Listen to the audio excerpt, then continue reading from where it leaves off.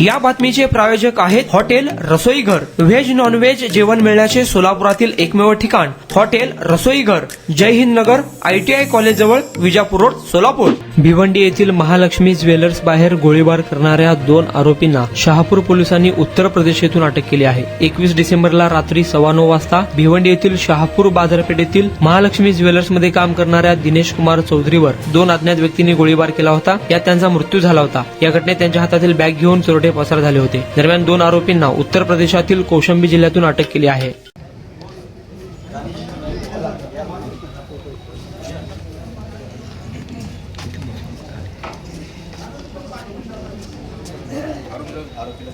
खाली बसवा सर.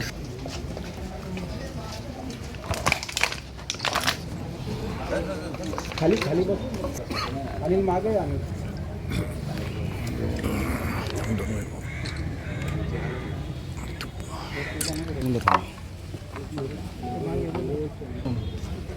अरे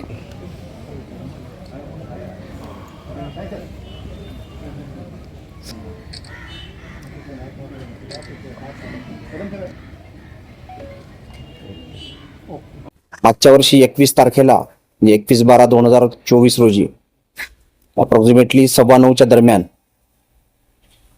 शहापूरमध्ये जे महालक्ष्मी ज्वेलर्स आहे, महालक्ष्मी ज्वेलर्सच्या ठिकाणी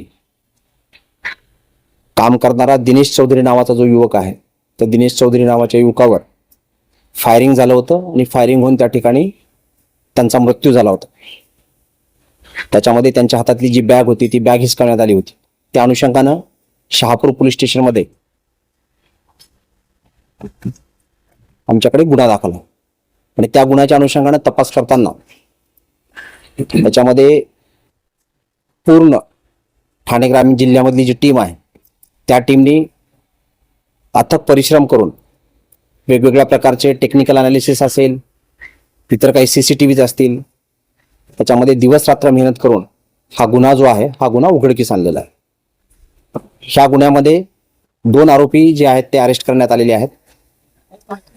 एक आरोपी जे आहे तो सोनू मिश्रा नावाचा आरोपी आहे आणि दुसरा जो आहे तो तौसिफ सिद्दीकी नावाचा आरोपी आहे.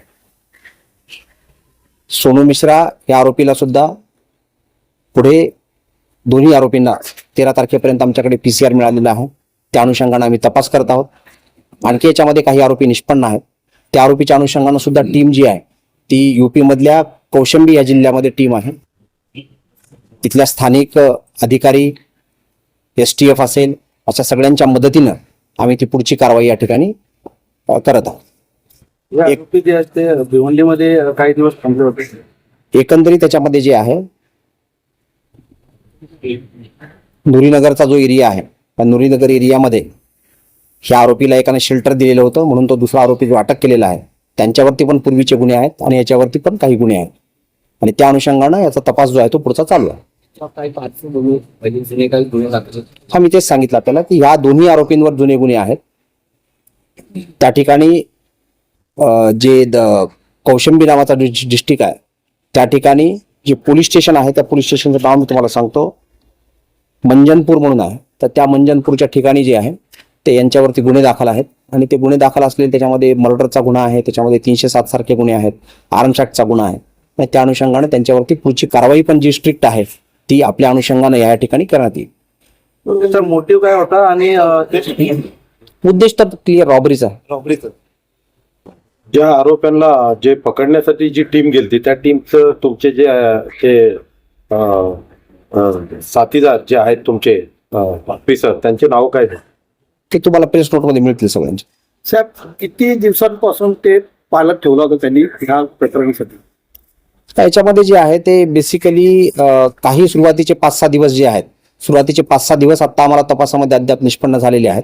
ते 5-6 दिवसापासून त्या ठिकाणची रेखी काही विशिष्ट ठिकाणची जे स्पेसिफिकली रस्त्यावरून जवळ जो आहे तो हायवेला लागण्यासारखं ठिकाण असेल किंवा तिथून पळून जाता येईल अशा प्रकारचा त्यांनी तो अंदाज बांधलेला होता. तर नेमकं हे आरोपी स्थायीला होते. आरोपी माइंड कोण होते? त्या तिन्ही आरोपी तेच सांगितलं मी तुम्हाला की आतापर्यंत 2 आरोपी अटक केलेले आहेत. इतर जे आरोपी आहेत त्याच्यामध्ये आणखी काही आरोपी आमच्याकडे निष्पन्न होत आहेत त्या निष्पन्न होण्याप्रमाणे तुम्हाला तशी फिगर जी नंतर कळण्यात येईल. आता आम्ही 2 आरोपींना अटक केलेली आहे.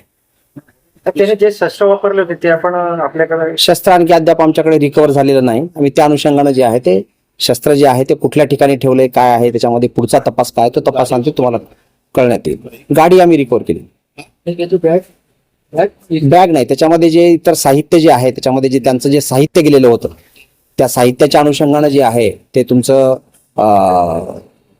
त्यांची जी काय पावती पुस्तक आणि इतर जी पुस्तकं आहेत त्या पावती पुस्तकाच्या अनुषंगानं तो इतर तपासामधले ह्या ज्या पुढच्या बाबी आहेत, बॅग आहे, पावती पुस्तक आहे, त्यानंतर बाईक आहे, वेपन आहे, ह्या सगळ्या तपासाच्या बाबी आहेत. शहापूरमध्ये कुठे राहत होते इतके दिवस पुन्हा घडण्याच्या नाही नुरीनगर एरिया. दोन्ही आरोपी कुठले? हे हो हो, किती दिवसापासून रॅकी चालू होती ते त्यांची? सांगितलं ना आपल्याला 5-6 दिवसापासून. त्यांच्यावरती पण गुन्हा हो दाखल हो केलाय. हो, ठीक आहे. एकंदरीत जे आहे ते एकंदरीत त्याच्यामध्ये आम्हाला सक्सेसफुली जे आहेत ते टीमचे फार मोठे एफर्ट्स आहेत आणि या टीमच्या एफर्टमधून आम्ही हे सक्सेसफुली याच्यामध्ये आम्ही यश मिळवलेलं आहे.